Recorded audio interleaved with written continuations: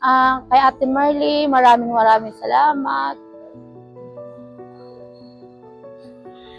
Hindi ka nagsawa sa akin. Sa 3 beses po akong naggamutan. Andyan ka pa rin, pinagtiyagaan mo ako. Nagkaroon po ako ng TB. Ang ano po, yung una po, ubo-ubo lang po. Hindi ko po pinapansin yung ubo-ubo, akala ko simpleng ubo lang po. Hanggang sa nilagnat po ako at nagpa-check up po ako. Lumabas po sa laboratory na mayroon nga po ako infection sa baga. Kaya ni-refer po ako dito sa center na doon po nalaman na na mayroon po akong TB. Ang nag-assist po sa akin nung pumunta ako dito sila Ate Merlis at saka sila Doc. Mula 2018, isa na po akong TB task force dito sa Diparo Health Center. Saan meron sa amin na active case findings dito, yung mga free x-ray. Nagkakandak kami dito ng x-ray. And then pag ang x-ray ay may nakita, automatic, pinag-sputum test sila. And then, pag lumabas na yung sputum result, tinatawagan namin sila o kaya pinupuntahan sa bahay para pumunta rito sa center at ma-check up ng doktor.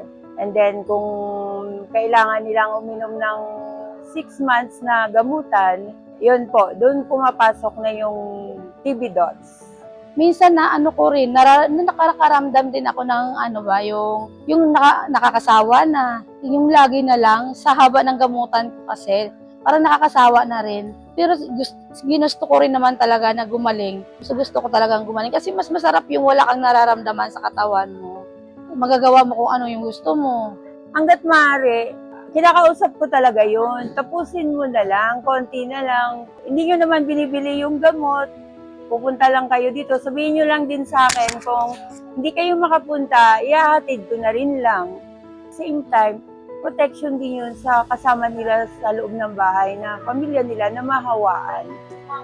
So, hanggat maaari, kailangan tapusin talaga po. I'm from Negros. Tapos nakapunta na ako rito sa Diparo. Nalaman ko yung mother ko. Parang nakatatlong 6 months na siya din ng gamutan. Parang na-curious ako, bakit yung nanay ko namatay, nagagamot naman. So, kumbaga ako na challenge. So, why not i-alay ko na lang yung sarili ko. So, gusto ko makatulong ko minsan. Sasabihin ba sa akin, Ma'am, wala akong mamasahe punta dyan. May only little way. Nagbibigay ako kahit barya-barya para makakuha lang ng gamot ba. So sabi ko siguro mag-i-stop na lang ako as sa dots pag hindi na ako makatayo. Yung tiyaga po niya, wala pong katulad. Dahil po nga sa kanya, nagpumaling din ako eh.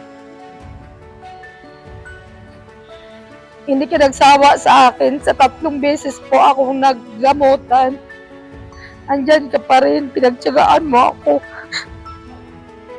Lahat ng pasyente ko kasi, hindi ko na yun tinuturing na ibang tao.